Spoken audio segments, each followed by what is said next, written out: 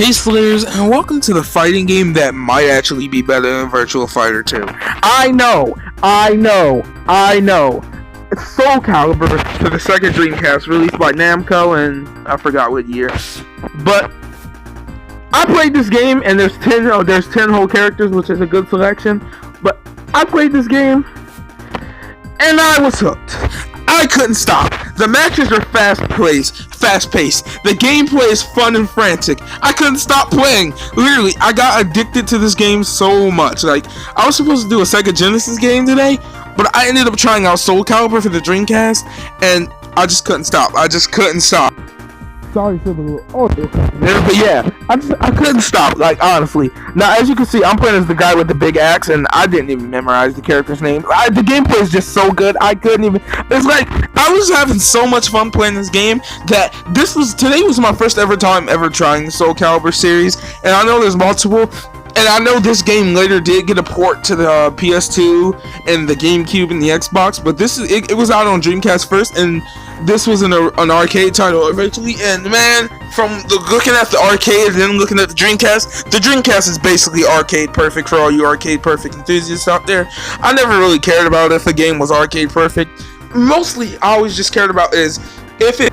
Sorry again for the third audio cut in this video, but I mean the second audio cut, that won't happen again. But yeah, as I was saying, I never really cared about like games being arcade perfect. I more so cared if they played similar to the arcade. But this game is basically arcade perfect. Like, if I'm being honest, I'd rather take a game that looks a lot less downgraded compared to the arcade version, but gets more enhancements than the arcade version. But man, these matches are fast, they're fun, and it's like, there's so many nice combos you can hit. Not like really combos, because I was kind of just, at first I was button mashing, but then I kind of started to learn the layout of the land, and man, this game is fun. And it's kind of, I was going for like ring out a lot of the times in this, but I couldn't get it. Like, honestly, prices for this one are expensive. At least from my researches. I didn't really bother to check too many places today. Mostly, when I compare prices, I look at two places, eBay, Amazon. So 9 times out of 10, when you hear these prices, they're from eBay and Amazon. And at least from what I saw, the prices, they might be different where you are, or they might even change. Prices can change instantly.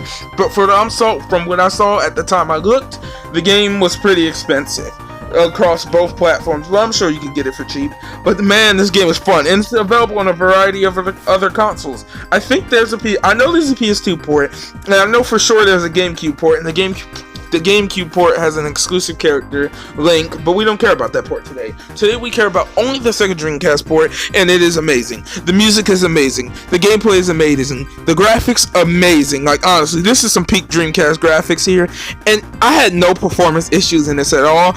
I managed to leave the frame counter on like a complete idiot, so you can see my frames up there, and man, I was getting pretty good frames. I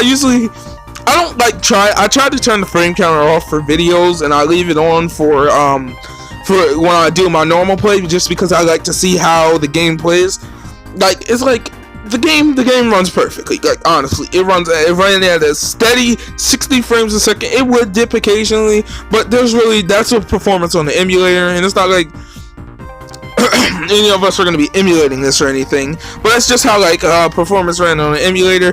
But please go try Soul Calibur. Do whatever you got to do to try Soul Calibur. I had so much fun here that I literally didn't want to stop this video. If I didn't stop myself where I stopped, this video probably would have ended up being like 10 hours long. Like, it's just that fun. All 10 characters feel satisfying and fun to play, and the CPU can actually be challenging. Plus, you have multiplayer in a variety of other modes that I didn't try out. I just tried like the main arcade style gauntlet mode, where you just go from opponent to opponent. I didn't try out the other modes, but yeah, this game does have 2-player. It does have a lot of other modes. You don't have to do the gauntlet style. You could just do a straight up versus mode, and you can even tweak the settings to make CPU's health a lot larger. You can make it where you don't lose health. You can make the time limit a lot longer, shorter, whatever you want to do. If you think you can beat the game in a faster time limit, go ahead and do it. But man, this game is fun, and go out and try this game whatever way you have to try it. Like I said, prices for this one are a little bit expensive.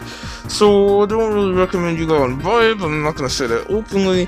The game, like I said, is pretty expensive, but you can play this however you have to play it.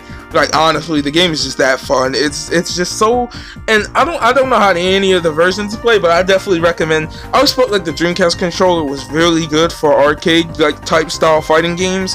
And how does this stack up against games like Virtua Fighter 3 and Dead or Alive 2 for the Dreamcast? It stacks up pretty well, and like I said, I haven't got around to those titles yet, especially Dead or Alive 2. I had some experience with Virtua Fighter 3 in the past, but I haven't really got around to Dead or Alive 2.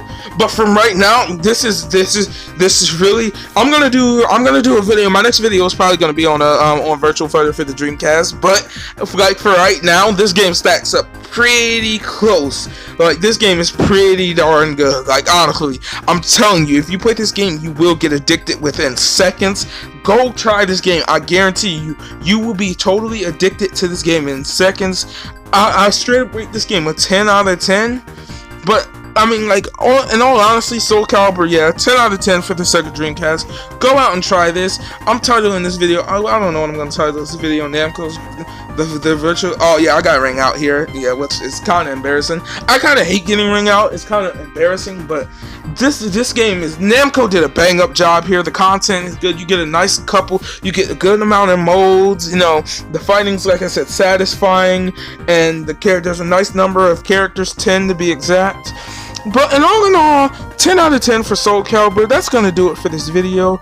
If you're new here, if you could subscribe, that would be awesome. Still trying to reach 200 subscribers.